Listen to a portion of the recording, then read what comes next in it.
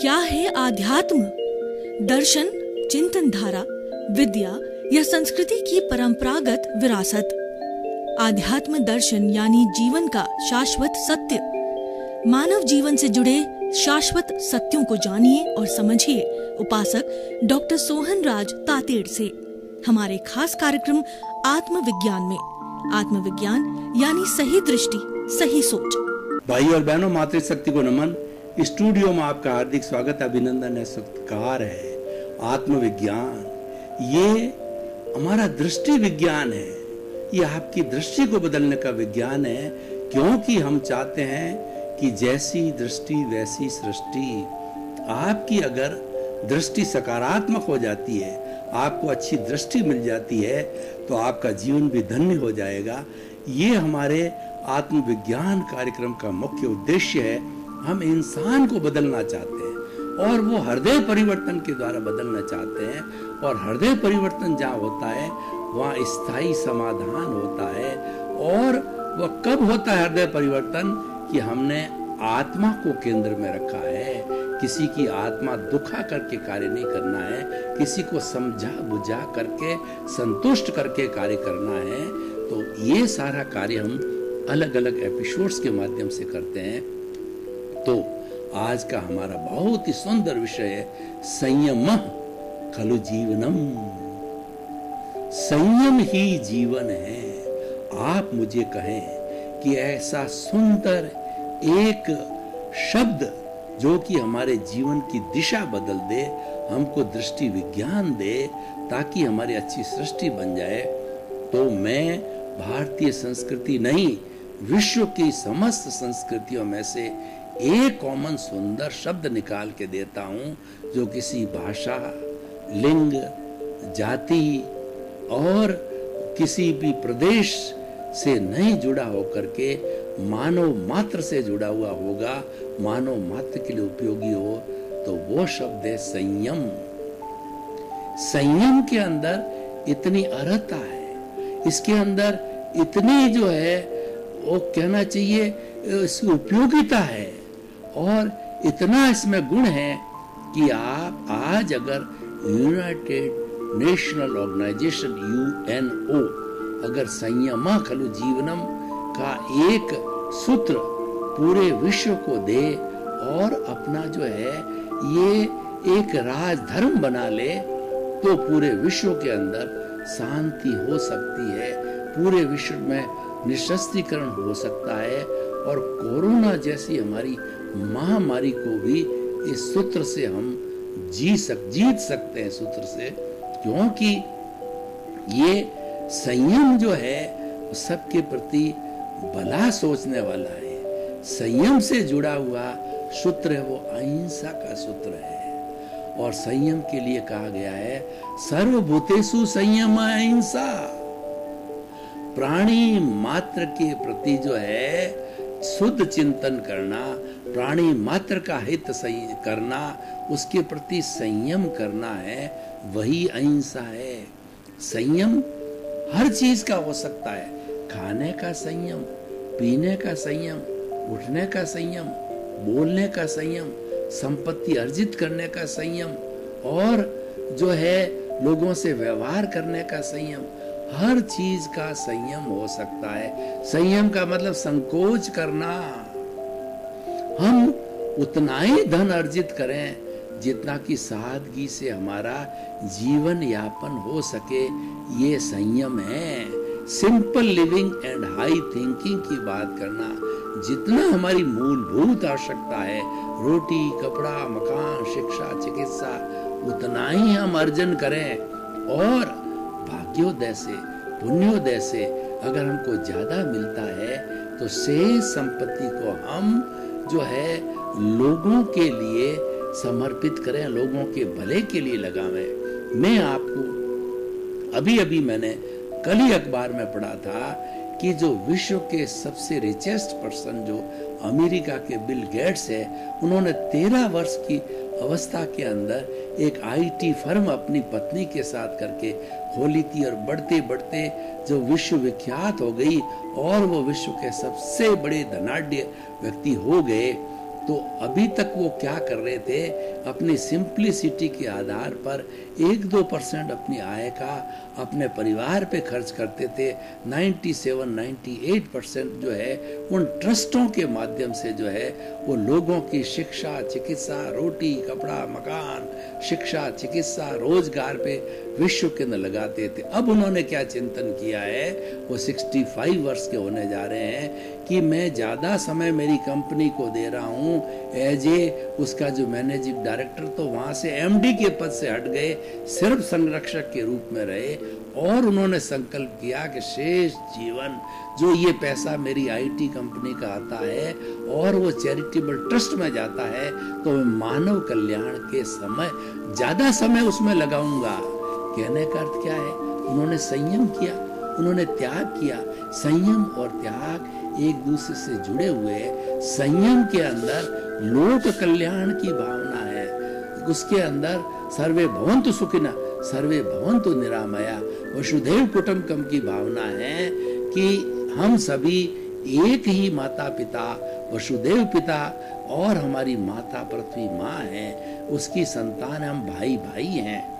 उस भाई भाई के होने से भाईचारा आया, भातृत्व आया, राम लक्ष्मण की जोड़ी आई और वो भाई भाई का प्रेम आया।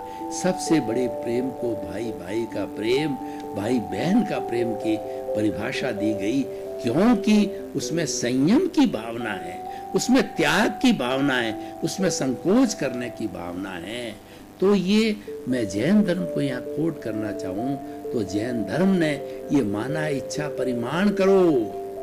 जो हमारे साधु सन्यासी है जैन धर्म के, वो हिंसा करते नहीं, करवाते नहीं, अनुमोदते नहीं, मन से नहीं, वचन से नहीं, काया से नहीं। वो तो ईश्वर का रूप है हमारे सामने, एक रोल मॉडल है, नौकोटिक त्यागी है और वैसा जीवन जी रहे हैं। हम उनको देख करके वैसा जीवन जी सकते हैं, लेकिन हमारा इतना सामर्थ्य नहीं।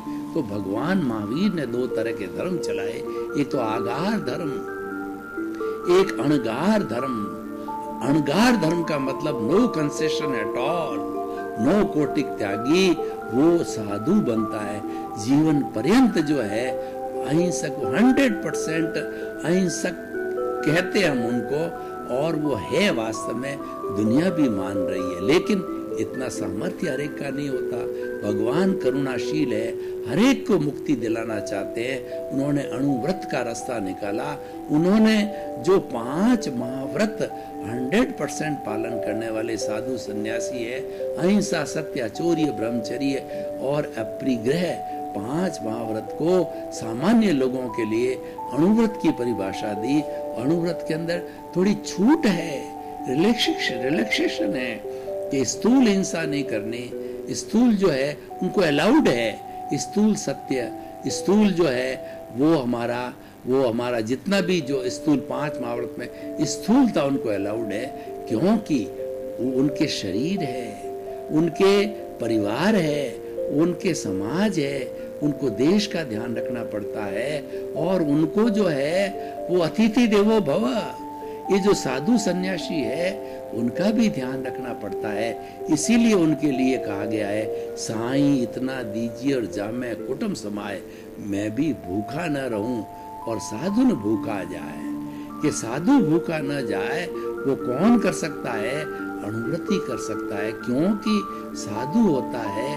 साधु और गृहस्थ में अंतर क्या है कि साधु के रसोई नहीं होती, वो भोजन नहीं पकाते, वो तो जीवन भर भिक्षा मांग के खाते हैं, अलग अलग घरों से भिक्षा लेते हैं। दूसरा जो है उनके घर नहीं होता, साधु रमता भला, जैसे निर्मला पानी जो रमता है, पानी चलता निर्मल रहता है, तो साधु जितना घूमता रहेगा वो किसी से अटैच नहीं होगा, किसी के प्रति राग द्वेष नहीं आएगा और उसकी साधना जो है वो वीतराग की साधना शुद्ध चलती रहेगी। तो भाई और बहनों, और तीसरा साधु के संबंध नहीं होते।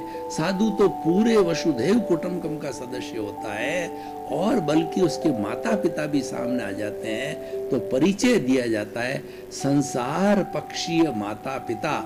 उन्होंने संसार को छोड़ दिया, वसुधैव कुटुंबकम के सदस्य बन गए, इसीलिए जो है वो संपूर्ण रूप से अहिंसक बन गए। तो भाई और बहनों, हम जो है इच्छा परिमाण को भी पकड़े तो ये बहुत बड़ा सूत्र है। ये संयम हर एक कर सकता है व्यक्ति कि इच्छाओं को ज्यादा बढ़ना न दिया जाए। आकांक्षा और अपेक्षा के बढ़ने से ये कंज्यूमरिज्म चालू किया है, और उस कंज्यूमरिज्म ने ही ये महामारी कोरोना को जन्म दिया है कि ज्यादा उत्पाद करो और ज्यादा खर्च करो। तो ज्यादा उत्पाद करने से जो है पोल्यूशन बढ़ा, और ज्यादा खर्च करने से आदमी ज्यादा खाने लगा, बीमार पड़ा, लोग मांसाहारी हो गए। मांसाहारी होने से कोरोना जैसे जो वायरस है, जो कि जंगली जानवरों के अंदर जिसका वो मांस खाता है, उन जानवरों से उसके भीतर आया, और कोरोना का सी फूड से आया, तो उसका इफेक्ट चालू हो गया। तो भाइयों और बहनों, हम जो आपको क्या बताना चाहते हैं कि आप संयम करो। शाकाहार एक अच्छा संयम का, हमारा जो शरीर है वह मनुष्य का शरीर है, शाकाहार का शरीर है। 30 फुट बड़ी आंत है, छोटी आंत बड़ी आंत है। मांसाहारी उसकी 4 फुट की आंत है। मांसाहारी के दांत बहुत तीखे होते हैं कि वो किसी को मांस को खा सकता है। हमारे दांत उतने तीखे नहीं हैं, और हमारा वो जो 30 फुट के अंदर पच भी नहीं सकता है, इकट्ठा होता रहता है, उसमें वायरस, कोरोना जैसे वायरस पैदा हो जाते हैं। तो भाइयों और बहनों, शाकाहारी बनो। और भारत एक ऐसा देश धर्मगुरु रहा है जिसने शाकाहार का पाठ पूरे देश को जो बता। आज हमारा दुर्भाग्य है कि वही देश जिसने शाकाहार का पाठ विश्व को पढ़ाया, अहिंसा का पाठ विश्व को पढ़ाया, संयम खलु जीवनम का पाठ विश्व को पढ़ाया, और जो है अहिंसा, संयम और तप की बात देने वाला, विश्व निशस्त्रीकरण की बात भारत ने दी, तभी धर्म गुरु देश बना, योग की बात बनी, और आज भी दे रहा है। लेकिन बड़ा दुर्भाग्य है कि हमारे यहाँ की जनता जो है वो संयम खलु जीवन का पालन नहीं कर, असंयमी बन गए। हर चीज में असंयम, खाने में, पीने में, धन अर्जन में, लाइफ स्टाइल के अंदर, सोच में, सब में असंयम पर। सबसे बड़ा असंयम तो सोच का हो गया। कितनी नेगेटिव थिंकिंग बनी है, लोगों में कितनी ईर्ष्या है, कितनी जलन है कि वो मेरा भाई क्यों बढ़ रहा है, मेरा पड़ोसी क्यों बढ़ रहा है। अरे भाई, वो अपने पुण्योदय से बढ़ रहा है, तुम्हारे को क्या तकलीफ है? तुम भी पुरुषार्थ करो और तुम उससे आगे बढ़ो। उसके प्रति ईर्ष्या करके, उसको मिटा करके आगे बढ़ने से तुम न तो बढ़ सकते हो, मात्र तुम जो है नए कर्मों का अर्जन करोगे, दुखी होगे, नेगेटिव थॉट्स लाओगे, बीमारी को पैदा करोगे, और सब चीज जो है वो घाटे का सौदा कर रहे हो। आप तो प्रॉफिट का सौदा करो ना। आप तो अपने जो संयम करो, संयम करने से ऑटोमेटिकली आपकी तरक्की होती जाएगी। मैं आपको उदाहरण देना चाहता हूँ कैसे संयम करना। देखिए कि हम कपड़ों पे आते हैं, हमारा 12 महीने में 5, 7, 10 जोड़ी से काम चल सकता है। हम अपना अहंकार बताने के लिए, हम अपने आप को बड़ा दिखाने के लिए दुनिया में 100 जोड़ी कपड़े रखते हैं, प्रतिदिन नए नए कपड़े पहनते हैं कि लोग मेरे को समझे कि ये बड़ा व्यक्ति है। ये असंयम है, ये अहंकार की भावना है, ये राग द्वेष को बढ़ाने वाला है, ये कर्मों का अर्जन कराने वाला है। ये हमारी नरक गति, तिरंज गति, मनुष्य गति, देव गति के अंदर 84 लाख जीवा योनि में भटकाने वाला हमारा विचार है। अब उसके विरुद्ध हम हर चीज में संयम करें कि मैं 10 कपड़े से ज्यादा नहीं रखूंगा, एक दिन के भोजन के अंदर कुल 20 द्रव 21 द्रव से ज्यादा नहीं खाऊंगा, और मैं इतने घंटे सोऊंगा, और जो मैं इतने घंटे मौन करूंगा, इतने घंटे ईश्वर की भक्ति करूंगा, और इतना घंटा शुभ चिंतन करूंगा, इतना घंटा स्वाध्याय करूंगा, और मेरे जो कुछ भी मेरा बिजनेस है, चाहे मैं सर्विस करता हूँ, चाहे मैं ट्रेडर हूँ, चाहे मैं फैक्ट्री वाला हूँ, चाहे मैं श्रमिक हूँ, चाहे इंजीनियर हूँ, डॉक्टर हूँ, वकील हूँ, मेरे धंधे में प्रामाणिक रहूंगा। यानी मैं घपलेबाजी नहीं करूंगा, मैं जो है असली को बता के नकली नहीं दूंगा, अपराध नहीं करूंगा, आतंकवादी नहीं बनूंगा, और व्यसन मुक्त रहूंगा।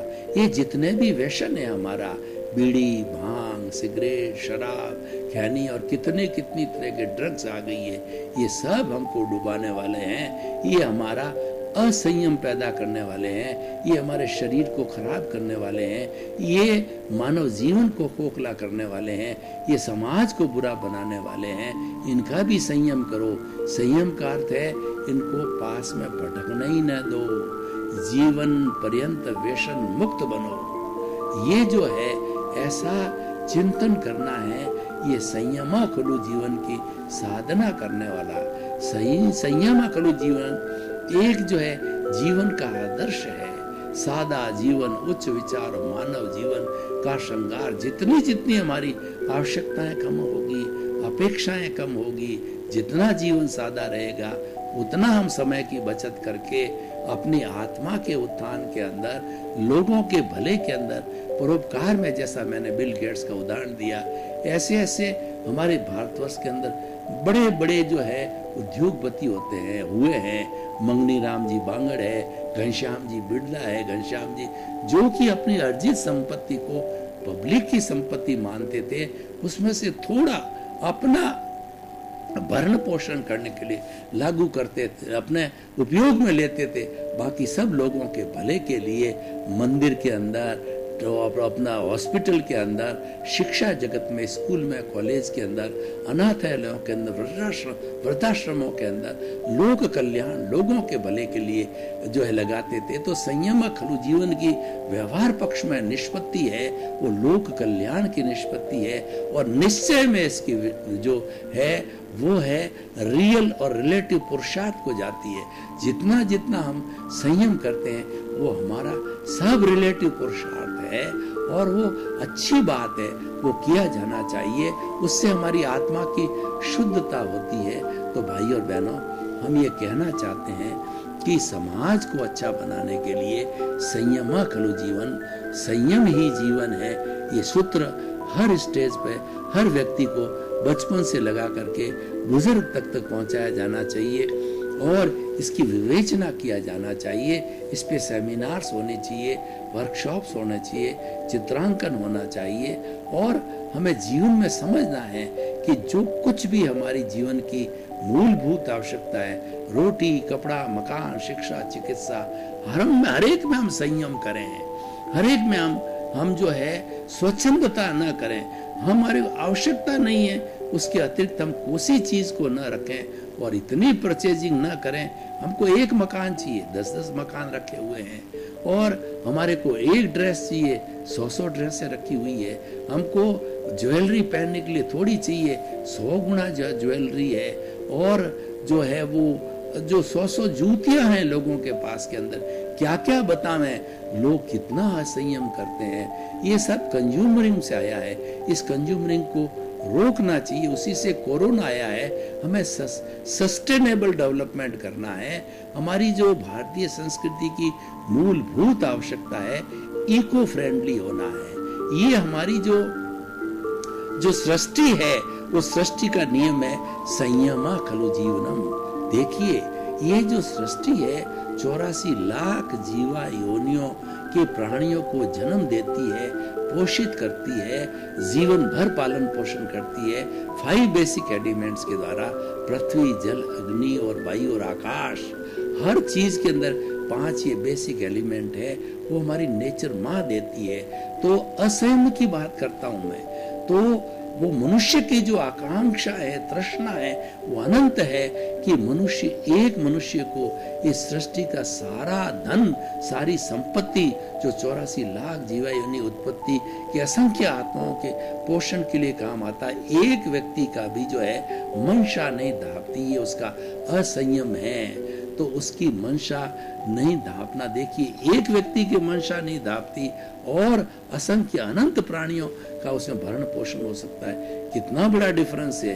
ये डिफरेंस जो है हमारे संयम और असंयम में है। जब हम असंयम के पाले में जाते हैं, जब हम असंयम के विचार में जाते हैं, ये बढ़ता जाता है और ये दावा नल की तरह ये फैलता जाता है। और जो संयम है उस दावा नल के ऊपर जो ठंडा पानी छिड़कने जैसा है कि हमारी स्वच्छंदता के ऊपर अंकुश लगाने वाला है। और ये सारा अभ्यास से आता है, और ये अभ्यास ही पुरुषार्थ है। और हमारी भारतीय संस्कृति का तो घोष ही यही है कि संयम खलु जीवनम। इस घोष को हम अंतर्राष्ट्रीय स्तर पर ले जाना चाहते हैं, बड़ी डंके की चोट से हम यूएनओ में रखना चाहते हैं, और हमारे नरेंद्र भाई मोदी इसको रखेंगे और इसको पारित कराएंगे, और इसके अंदर किसी को ऐतराज नहीं हो सकता है।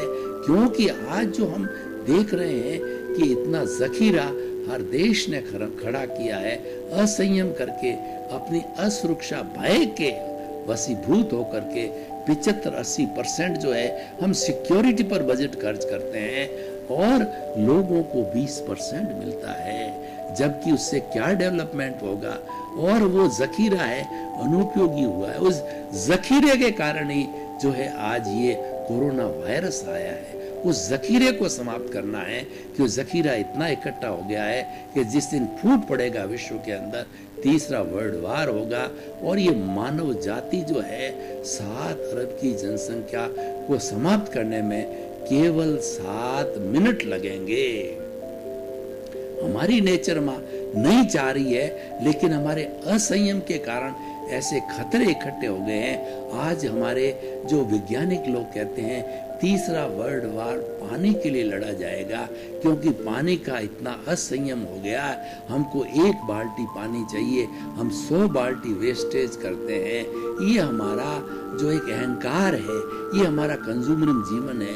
वेस्टेज करने से जो है हमारी आने वाली जो पीढ़ियां हैं वो बेचारी वंचित रह जाएगी, क्योंकि ये हमारा पानी के बिना, वायु के बिना और 5 भूत तत्वों को शुद्ध रखे बिना हमारी जो अगली पीढ़ी है वो कभी भी सुरक्षित नहीं हो जाएगी। तो भाई और बहनों, हम जो है इस संयम खलु जीवन के माध्यम से ये कहना चाहते हैं, संयम को जो है रख करके हमारी पृथ्वी को शुद्ध रखें, जल को शुद्ध रखें, अग्नि को शुद्ध रखें, वायु को शुद्ध रखें, आकाश को शुद्ध करें, हमारी आकांक्षा को नहीं बढ़ावें, हमारी तृष्णा को न बढ़ावें, हमारे लोभ को न बढ़ावें, उस पर अंकुश लगावें। उस पर अंकुश लगाने वाला सिद्धांत ही संयम खलु जीवन है। संयम और खलु जीवन एक प्रतिरोधात्मक शक्ति है कि हमारे इस शरीर के अंदर हमारी नेचर माँ ने जब पैदा किया, यूनिबिल्ट सिस्टम लगाया।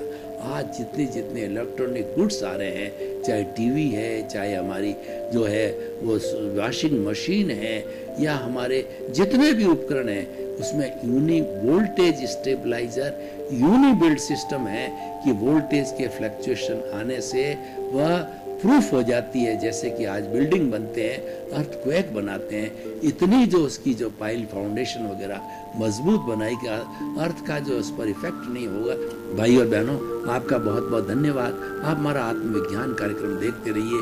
आत्मविज्ञान कार्यक्रम आपको अच्छा संदेश देने वाला है, आपके जीवन की दिशा मोड़ने वाला है। इसीलिए हमने इसको जो नाम दिया दृष्टि विज्ञान है। हम कहते हैं कि दृष्टि बदलिए सृष्टि बदलेगी, दिशा बदलिए दशा बदलेगी, नजर बदलिए नजरिया बदलेगा आपके प्रति। क्या है आध्यात्म? दर्शन, चिंतन धारा, विद्या या संस्कृति की परंपरागत विरासत। आध्यात्म दर्शन यानी जीवन का शाश्वत सत्य। मानव जीवन से जुड़े शाश्वत सत्यों को जानिए और समझिए उपासक डॉक्टर सोहन राज तातेड़ से हमारे खास कार्यक्रम आत्मविज्ञान में। आत्मविज्ञान यानी सही दृष्टि, सही सोच।